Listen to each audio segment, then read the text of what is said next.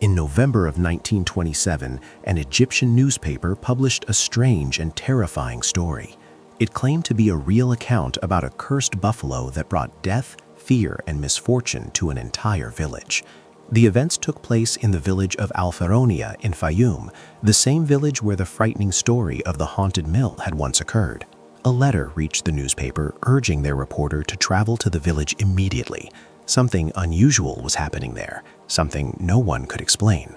When the reporter arrived, he felt a heavy silence. Sadness was on every face. The fields were abandoned. There was no work, no movement, only stillness.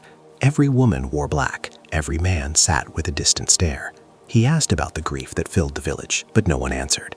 Only Dr. Imad, the village doctor, was willing to speak. He was the one who had written the letter asking the reporter to come. He walked with him, explaining that the first person to witness the buffalo and its very first victim was a woman named Fatia. They were on their way to her house. No one knew where the buffalo came from. One day, it simply appeared. Red eyes, black body. A strange sound unlike anything the villagers had heard. No one claimed ownership. It wandered silently through the streets until its curse began. Inside her home, Fatia sat on the ground, dressed in black, crying without stopping. With the doctor's help, she began her story.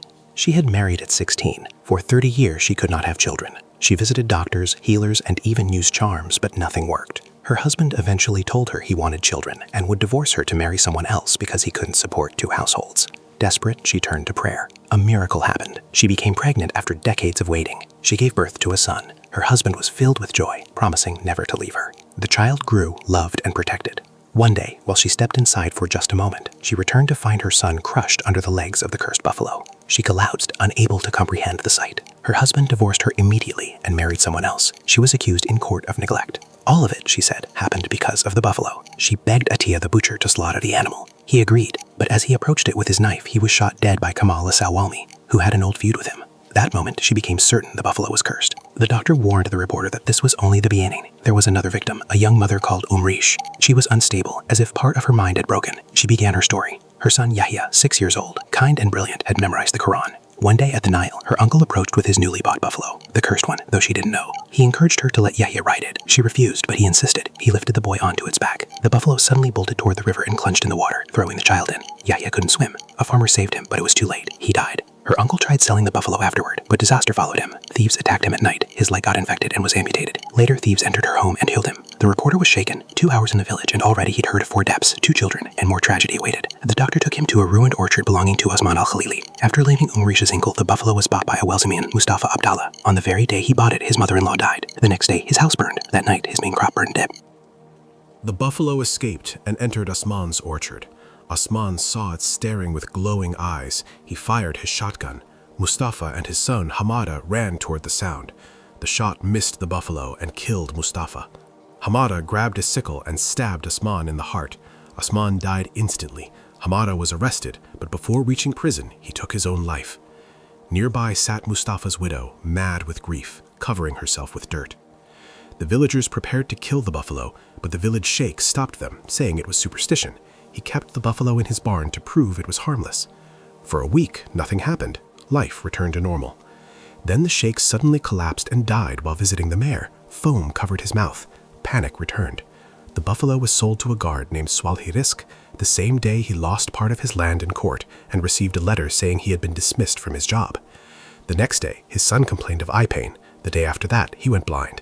A week later, Swalhi's daughter fell from a mulberry tree and broke her leg. His wife died from childbirth complications along with her baby. His land was taken, his home ruined. Each time disaster struck, he saw the buffalo watching him. Terrified, he sold it for half its price to a Greek man. The Greek man lived with his only daughter. 2 days later, she left a note saying she was pregnant and had run away to marry the man she loved and convert to Islam. Police arrived and discovered the man's cafe was selling alcohol illegally. He was ordered to leave the country. Before leaving, he sold the buffalo to a broker. The broker, knowing its reputation, avoided keeping it. He took it to the market. No one bought it. He left it overnight. Still no buyers. When leaving, he was swept into a street protest. Police fired shots. A bullet hit him. He died in the hospital days later. A man named Abdel Samad found the buffalo wandering and returned it to the village. Panic erupted. Mohammed Abdel Tawab claimed it. The next day, he developed a severe skin disease and was hospitalized. Another man, Taha Safan, bought it despite his sister's warnings. Their mother died of a sudden heart attack. Days later, the buffalo returned home alone. Villagers found Taha murdered in the fields. The killer was never found. The final owner was Abdelajira. He bought the buffalo to prove the villagers were superstitious. One evening, walking with his son and the buffalo, a group ambushed him with axes and killed him. His attackers were arrested. His son fled in terror. The buffalo wandered until it eventually disappeared. The villagers never saw it again, but they never stopped fearing its return. The reporter returned to Cairo and published the investigation.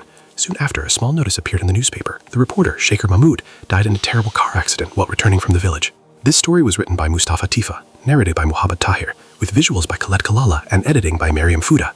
And now, after all these tragedies, one question remains. Was the curse in the buffalo or in the people who crossed its path?